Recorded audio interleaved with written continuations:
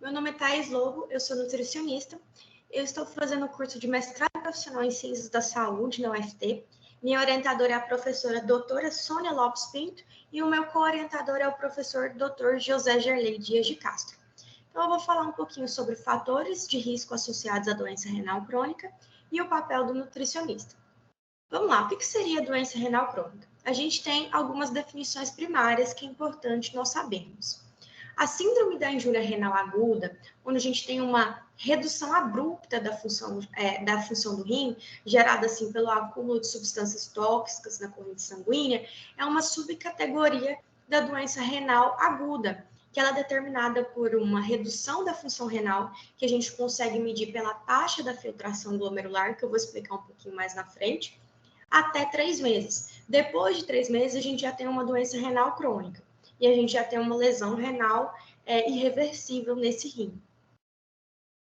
Então, vamos lá, as definições, né? A injúria renal aguda, ela tem um critério funcional, que é um aumento da creatinina sérica em 50% dentro de 7 dias, ou o aumento da creatinina sérica de 0,3 miligramas por decilitro, dentro de 48 horas, ou oligúria. E a gente não tem um dano renal aí ainda. Agora, a doença renal aguda, a gente já tem uma taxa de filtração glomerular menor que 60, perdurando por menos de 3 meses e a gente tem o dano renal. A doença renal crônica, ela é essa filtração glomerular menor, né? Menor que 60 e o dano renal maior do que 3 meses. A gente pode dividir também em estágios da doença crônica, né? Que a gente consegue dividir lá desde o começo do paciente saudável até o paciente na fase 5, que é esse paciente que já está fazendo diálise. Então, qual que é a prevalência de doença renal crônica? A gente pode utilizar esses dois, do mesmo estudo, mas essas duas referências para a gente comparar o crescimento da doença renal crônica no Brasil. No Censo Brasileiro,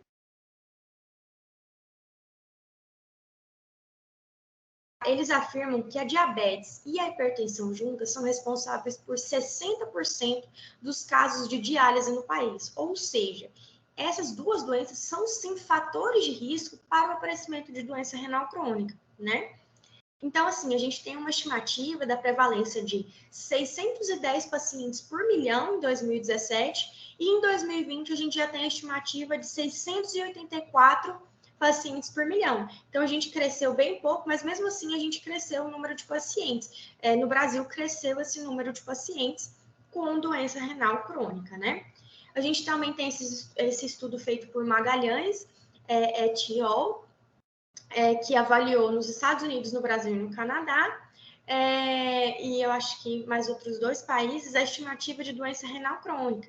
E eles afirmam que 7,2% de pessoas acima de 30 anos e 36% em pessoas acima de 64 anos é a prevalência dessa doença renal crônica. Então, assim, essa disfunção, geralmente, ela é diagnosticada de maneira tardia. Por quê? Como a gente tem esses fatores de risco, diabetes e hipertensão, por exemplo, o paciente vai lá no postinho. E aí a gente está preocupado. Como é que está a glicemia desse diabético? Como é que está a pressão desse hipertenso? E acaba não pedindo o exame da taxa de filtração glomerular, que se fosse pedido, com certeza a gente conseguiria avaliar esse rim desse paciente e meio que fazer a intervenção de maneira precoce, né? Então, vamos falar agora um pouquinho sobre as doenças crônicas não transmissíveis. São caracterizadas por várias patologias e têm um período de duração prolongado ou que perpetuam por toda a vida.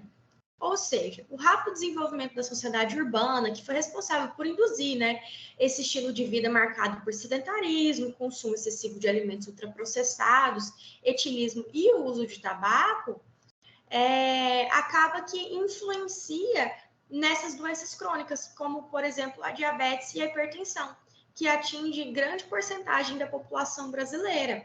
Porque, assim, hoje o elevado consumo de alimentos industrializados é capaz de caracterizar o padrão alimentar do indivíduo contemporâneo. Porque, por exemplo, esse paciente é muito mais fácil ele ir lá comer um fast food ou comer um alimento ultraprocessado do que ele ir em casa fazer a refeição dele do zero, porque gastaria muito tempo. Então, ao mesmo tempo que a gente facilita o acesso à comida, sendo um aspecto positivo, a gente desconstrói padrões de vida que poderiam ser mais saudáveis.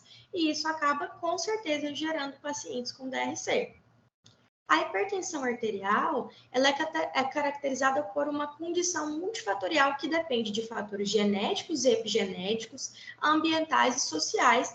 É caracterizada por uma elevação persistente da pressão arterial, ou seja, uma PA sistólica maior ou igual a 140 miligramas de mercúrio e uma PA diastólica maior ou igual a 90 miligramas de mercúrio. No caso do aspecto nutricional, a gente pode falar aqui da ingestão de sal, né, que a gente recomenda que a ingestão de sódio seja limitada a aproximadamente 2 gramas por dia, ou seja, equivale a mais ou menos 5 gramas de sal por dia. E a ingestão média do brasileiro para homens é de 9,63 gramas por dia e para mulheres de 9,08 gramas por dia. Isso é muito ruim, porque acaba elevando a pressão arterial desse paciente. E a gente também aconselha esse paciente a consumir mais potássio para a gente reduzir a pressão arterial. Só que o potássio que a gente costuma ingerir hoje em dia, tanto para homens quanto para mulheres, no caso para homens, chega a ser 2,7 gramas por dia para homens e 2,1 grama para mulheres. É muito pouco, né? Então, uma suplementação de potássio seria uma coisa interessante para reduzir a pressão desse paciente, né? E é uma alternativa segura. E o paciente também pode comer alimentos ricos em potássio. Quais seriam esses alimentos? Feijões, ervilha, vegetais da cor verde escura, banana, melão, cenoura, beterraba, frutas secas, tomate, batata inglesa e laranja. Ou seja, é uma gama de alimentos que tem potássio que podem ser ingeridos por esse paciente. Quando a gente fala em diabetes, a gente tem um estudo, né, da Federação Internacional de Diabetes que estimou que 8,8% da população mundial com 20 a 79 anos de idade vivia com diabetes em 2017. Ou seja, as complicações da diabetes são caracterizadas como distúrbios microvasculares e macrovasculares. Isso gera tanto doença coronariana como nefropatia e, lógico, a doença renal, né? O diagnóstico de diabetes, ele é feito de várias formas. Então, assim, a gente precisa do acompanhamento desse paciente indo ao médico para que ele peça os exames de glicemia em jejum, ou de glicose em jejum, glicose de 2 horas após sobrecarga de glicose de 75 gramas, a hemoglobina glicada. Vários desses exames são necessários para a gente ver se esse paciente é pré-diabético e tem um risco aumentado para diabetes e a gente poder intervir, né, de maneira precoce, ou se esse paciente já tem o diabetes estabelecido. Se ele já tem o diabetes estabelecido, ele tem fator de risco para o desenvolvimento de doença renal. Aí eu coloquei aqui a classificação só para a gente dar uma relembrada, né? Que a gente tem diabetes tipo 1, tipo 2, a diabetes gestacional, e a gente tem outros tipos de diabetes. Então, é muito importante que esse paciente vá ao endocrinologista para que ele tenha um diagnóstico assertivo e depois ele seja passado para o nutricionista para um acompanhamento nutricional eficaz. Os fatores de risco associados à DRC mais prevalentes são os que eu falei, diabetes e hipertensão. Mas a gente também tem outros, que é o tabagismo, o colesterol alto, a obesidade e o envelhecimento populacional, né? Só que, assim, uma coisa que a gente se depara nos estudos o despreparo de alguns profissionais na área da saúde que desconhecem a importância de exames bioquímicos para um diagnóstico mais rápido e também o manejo inadequado dos portadores de DRC, que muitas vezes nem possuem um acompanhamento de um especialista nefrologista. E isso é muito ruim para esse paciente. Então, vamos lá, os fatores de risco associados. Em um estudo observacional, com acompanhamento de 30 anos de 13 mil indivíduos, mais ou menos, demonstrou que a obesidade em pacientes com idade média de 54 anos foi associado com um declínio da taxa de filtração glomerular em mulheres brancas e negras, mas não em homens. E aí isso é uma coisa que eu vejo em vários estudos que é muito ruim. A maioria dos estudos a maioria é composto por mulheres e não por homens. A gente pode dizer, tem alguns estudos que ainda falam assim, que o homem geralmente ele não procura atendimento médico e as mulheres elas já se cuidam mais. Então, elas têm esse diagnóstico feito com mais facilidade e feito em maior prevalência, mas não quer dizer que a maior prevalência seja em mulheres, quer dizer que as mulheres que vão ao médico têm uma maior prevalência de doença renal e os homens não, mas porque eles também estão em minoria, né? E a gente também tem outro estudo de corte prospectivo com pacientes obesos que falou que a hipertensão, hiperglicemia ou diabetes e dislipidemia e inflamação apresentava sim uma associação significativa à progressão da doença renal crônica. Os fatores associados também. Com a junção de todos esses fatores, né, que são prejudiciais para o organismo do paciente, a gente faz o surgimento de uma doença renal e isso é muito ruim. Qual que é o papel do profissional da saúde frente à doença renal? Para que esse quadro tenha um desfecho positivo, o tratamento ele precisa basear em 3 pilares, que é o diagnóstico precoce, o encaminhamento rápido para a equipe nefrológica e a adesão de medidas que preservem a função renal a função renal restante. Haja vista que o quadro ele não é reversível. Então, assim, é muito importante que a gente acompanhe esse paciente. Muitas vezes também, que é importante destacar, o paciente ele é idoso e ele tem uma redução da taxa de filtração glomerular pela idade e não porque ele tem doença renal. Então, é muito importante que ele vá ao nefrologista para a gente conseguir ver o que é uma coisa e o que é outra coisa, já que esse é o profissional habilitado para fazer esse tipo de diagnóstico. Qual que é o papel do nutricionista frente à DRC? O estado nutricional é fundamental para o desfecho clínico desses pacientes, porque, assim, a desnutrição está intimamente associada a resultados clínicos adversos e a maior taxa de hospitalização e mortalidade. E muitos desses pacientes com DRC, eles têm desnutrição dentro do hospital, esses pacientes que fazem diálise. Como é que a gente realiza o diagnóstico de desnutrição em pacientes com DRC não dialíticos? A gente usa mesmo a avaliação subjetiva global, que ela é o padrão que a gente utiliza dentro do hospital para poder aí diagnosticar e triar esse paciente. A avaliação do estado nutricional desse paciente, ele precisa ter dados da história, achados físicos, medidas antropométricas e exames bioquímicos. Então, assim, é muito importante que você faça uma avaliação total desse paciente, até para você descobrir, nossa, é porque ele comia isso e isso, nossa, era porque ele tinha já diabetes e hipertensão. O que causou essa DRC nesse paciente para a gente atingir de maneira assertiva o que a gente quer, que é a melhora desse paciente, se ele tivesse só injúria renal aguda, e se ele tem DRC ou doença renal aguda, para a gente prevenir que o rim dele, que já está lesionado, fique mais lesionado. Então, a gente vai preservar essa estrutura renal restante. O exame para diagnóstico de doença renal, a gente tem alguns marcadores de doença renal, né? Que é a albuminúria, sedimento urinário, tem também anormalidades histológicas, tem como detectar de várias maneiras essa doença renal desse paciente. Só que a gente usa a taxa de filtração glomerular porque ela é um método mais simples, é um método mais eficaz, né? Então, assim, é muito importante a gente também pensar. Você já realizou um check-up no qual seu médico não pediu todos os exames? Isso pode acontecer. Aí gera um diagnóstico tardio que gera um transplante renal. E assim, isso é muito ruim porque acaba onerando o sistema público de saúde e o nosso país, o Brasil, é o número 1 na realização de transplantes de órgãos. Então, assim, é o país que mais realiza transplantes renais atualmente. Se a gente tivesse analisado esse paciente de maneira precoce, pedido esse exame de taxa de filtração glomerular, esse paciente muitas vezes não teria esse diagnóstico tardio e ele não precisaria de uma diálise futuramente nem de um transplante renal.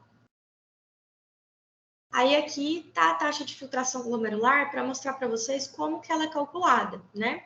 A gente tem aqui uma taxa de filtração glomerular em estágio 1, a gente classifica esse paciente com estágio 1 de função renal quando ele tem a taxa de filtração glomerular menor que 60, né? Ou se ele tem uma taxa de filtração glomerular de 90 com proteinúria, tá? A fase 2 é de 60 a 89 com proteinúria, a 3A é de 45 a 59, 3B de 30 a 44, a 4 de 15 a 29 e a 5 menor que 15, ou seja, esse paciente já está em diálise. Como é que a gente faz esse cálculo da taxa de filtração glomerular? Tem 3 cálculos que podem ser feitos para avaliar a taxa de filtração glomerular que utilizam o mesmo referencial de 60, só que no meu trabalho de mestrado, a gente utilizou o da MDRD, que foi um estudo desenvolvido, né, que fala sobre a modificação da dieta em pacientes com doença renal. Ele é o padrão ouro. Então, assim, dos 3, ele é o melhor. Foi por isso que a gente utilizou.